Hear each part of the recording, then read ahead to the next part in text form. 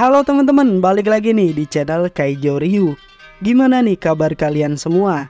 Gua harap kalian semua dalam keadaan sehat dan baik-baik aja. Di video kali ini, gue mau nepatin janji gue nih untuk membahas Floor Guardian dan Labirin Tempest. So, tanpa basa-basi, langsung aja kita mulai. Ntar kena copyright lagi bikin lagu opening apa ya? Welcome to my channel, welcome to my channel, welcome to my channel, ya!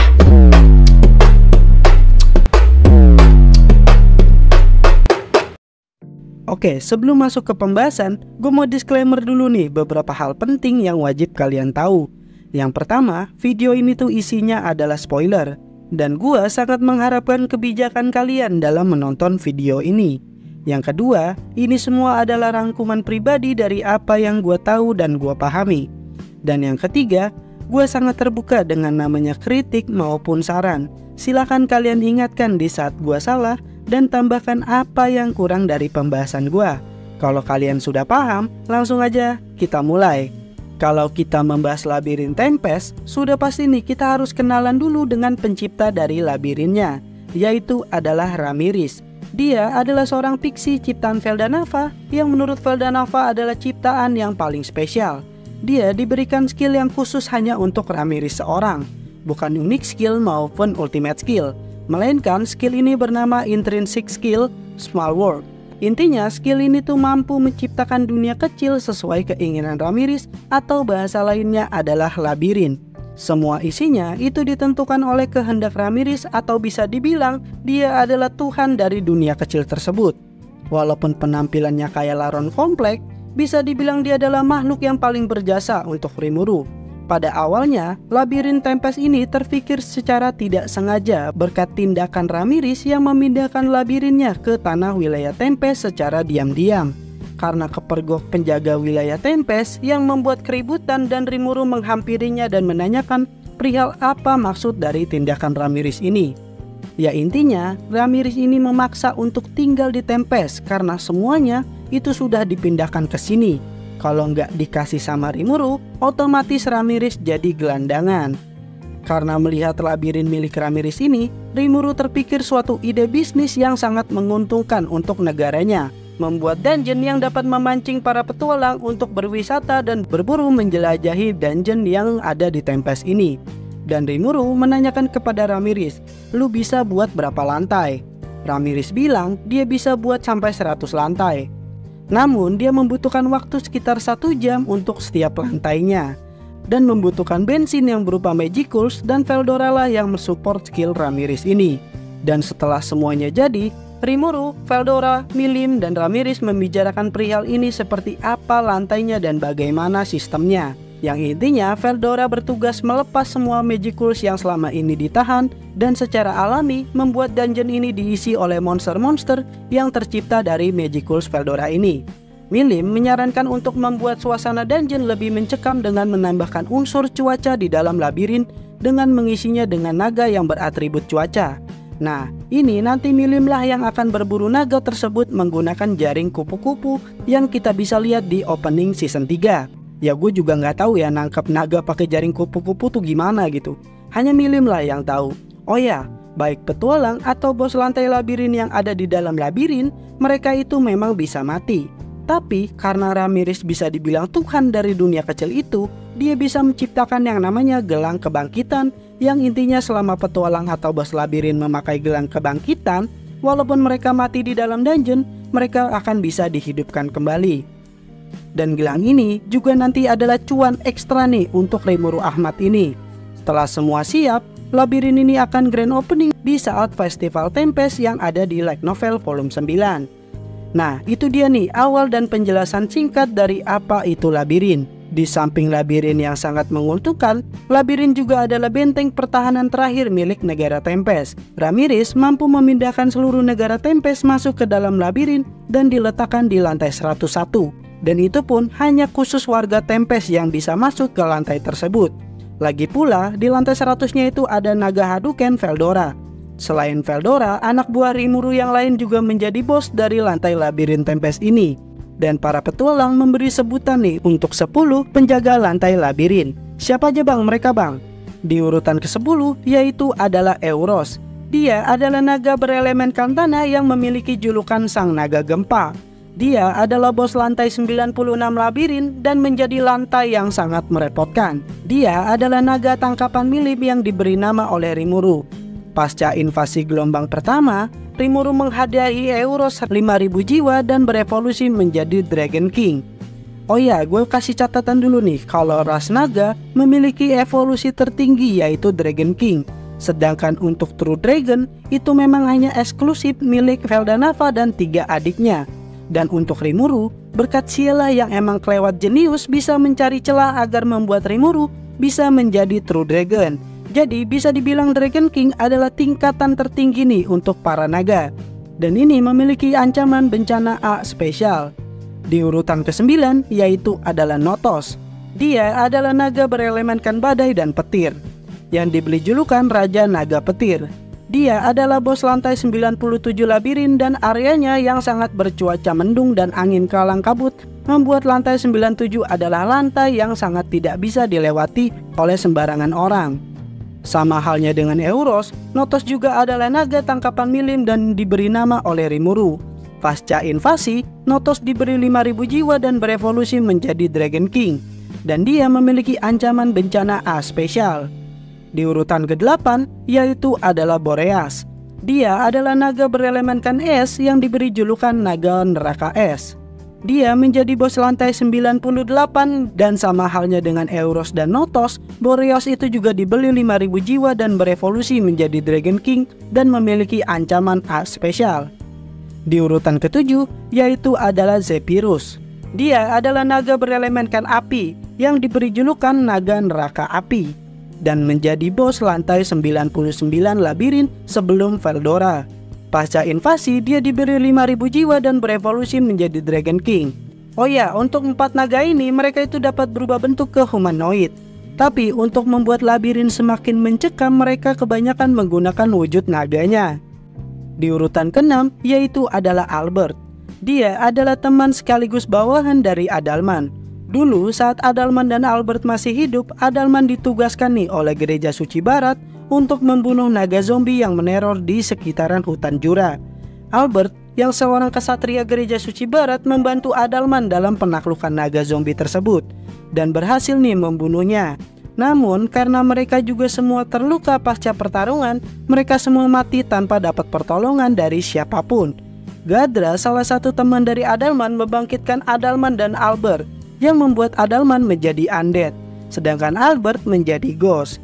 Dan Albert memutuskan untuk menjadi bawahan dari Adalman yang menjaga wilayah kastil Badut Imut Clayman. Setelah gabung ke Tempest, Albert menjadi bos lantai 60 labirin bersama Adalman. Dan nanti dia menjadi bos lantai 60 itu sendiri, karena Adalman itu nanti bakal jadi penjaga lantai 80. Pasca invasi gelombang pertama, Rimuru memuji kerja keras Albert dan memberikan hadiah nih, armor dan senjata Albert itu diganti menjadi armor dan senjata kelas God atau kelas dewa yang membuat Albert semakin kuat. Di urutan ke-5 yaitu adalah Adalman. Fakta unik nih, selain ahlinya soal sihir dan sains, Adalman adalah juga ahli dalam pertarungan combat hand to hand. Semasa hidupnya dulu, dia diberi julukan sebagai Sang Tinju Suci. Awalnya Adalman adalah menjaga lantai 60 bersama Albert dan sempat bertarung melawan Hinata Sakaguchi yang berlatih di labirin, dan Adalman itu kalah. Lalu ada pasukan Green Rebellion juga berlatih dan Adalman juga kalah, yang membuat Rimuru merasa ada yang aneh nih dengan si Adalman. Saat ditanya, Adalman menjelaskan nih bahwa dia adalah ahlinya sihir suci. Semenjak dia menjadi monster dan imannya itu sudah mati, kekuatannya itu menurun dengan sangat drastis. Rimuru akhirnya memberi skill Holy Demonoid Inversion. Skill ini itu adalah skill yang diajarkan Ruminas untuk Rimuru, yang intinya skill ini tuh mampu merubah atribut sihir dan merubah unsur suci menjadi unsur demonik, dan memberitahu nih kepada Adalman untuk mencoba menaruh keimanannya kepada Rimuru, yang membuat Adalman menjadi semakin kuat. Di invasi gelombang pertama, Adalman yang berhadapan dengan Krishna, orang yang berperingkat ke-15 di Kekaisaran Timur, Adalman tetap kalah dan dia mati di labirin tersebut, yang membuat Adalman ingin menjadi lebih kuat dan berguna untuk tuannya yaitu Rimuru. Rimuru yang tetap puas akan pencapaian Adalman memberikan 100.000 jiwa dan Adalman berubah menjadi True Demon Lord dan mendapatkan Ultimate Gift Book of Necromicon. Yang intinya skill ini tuh dapat membuat Adalman mampu menggunakan segala atribut sihir, dan Adalman diberi gelar oleh Rimuru sebagai Gehenna Lord Adalman. Di urutan keempat yaitu adalah Kumara. Dia adalah mantan dari badut OP Clayman, dan dia juga adalah sahabat dari Rangga. Setelah dinamai ulang oleh Rimuru, Kumara mendapatkan bentuk humanoidnya seperti anak seumuran Chloe, dan dia pun dimasukkan ke dalam sekolah, sekaligus untuk ditugaskan menjaga lantai 90 labirin. Karena Magiculus di sana itu sangat besar, Kumara tumbuh dengan sangat pesat dan menjadi sosok cantik humanoid rubah berekor 9. Ya, Kumara Kurama lah. Dan membuat Kumara semakin kuat. Walaupun mati di invasi gelombang pertama, Rimuru tetap puas akan pencapaian Kumara dan menghadiahi 100.000 jiwa. Dan Kumara berevolusi menjadi True Demon Lord, dan dia juga mendapatkan ultimate skill Mystical Beast Lord Bahamut. Yang intinya skill ini tuh dapat mengendalikan 9 Mystical Beast, yaitu ekornya yang setiap dari mereka memiliki kekuatan dan keunikannya masing-masing. Kumara diberi gelar oleh Rimuru sebagai Chimeric Lord Kumara. Di urutan ketiga yaitu adalah Apito. Dia adalah ras insektar yang merupakan lebah petarung. Apito juga dijuluki sebagai sang ratu lebah oleh para petualang yang masuk ke labirin. Dia adalah penjaga lantai 79 atau sub-boss sebelum melawan bos lantai 80 Zegion. Awalnya Apito dan Zegion sedang terluka dan ditolong oleh Rimuru. Mereka diberi sel Rimuru dan dibelikan nama. Oh ya, for your information aja nih, kalau momen penamaan mereka itu seharusnya tuh ada di antara season 1 sebelum Milim datang ke negara Tempest. Nah, gue nggak tahu kenapa adegan ini dipotong dan malah cuma muncul sekali gambar Apito pas lagi bawa madu. Dan baru muncul lagi di spin-off Tensura Nikki bersama Zegion. Apito sempat sparring tuh dengan Hinata di labirin, dan dia sangat kewalahan dan akhirnya dia pun kalah. Dan Hinata dengan senang hati mengajari Apito teknik bertarungnya dan menjadi teman dari Apito. Di urutan kedua yaitu adalah Beretta. Dia adalah iblis yang disaman oleh Rimuru sebagai pengganti dari golem yang dihancurkan Rimuru untuk Ramirez. Dan Beretta diberi kontrak 100 tahun untuk melayani Ramirez. Saat diberi nama Beretta, yang awalnya adalah Critter Demon berevolusi menjadi Arkdoll. Ini bisa dibilang adalah evolusi yang menyimpang dari ras iblis lainnya. Dan hanya Beretta nih yang evolusi ke Arkdoll. Mungkin Arkdoll ini setara dengan Arkdemon. Coba tulis di kolom komentar, let me know. Pasca evolusi Rimuru menjadi True Demon Lord, Beretta juga terpengaruh dan berevolusi menjadi Chaos Doll, yang membuat Beretta setingkat dengan Rangga dan Sion. Beretta di labirin itu ditugaskan sebagai pengawas dari para bos labirin. Dan di urutan pertama yaitu adalah Zegion. Zegion diberi julukan sebagai Sang Raja Serangga. Rasnya adalah seorang insektar dan dia adalah jenis kumbang petarung yang diselamatkan dan diberi sel oleh Rimuru. Oh ya, gue nggak tahu nih kenapa alasan Rimuru kasih selnya ketimbang memberikan full potion untuk mengobati Apito dan Zegion.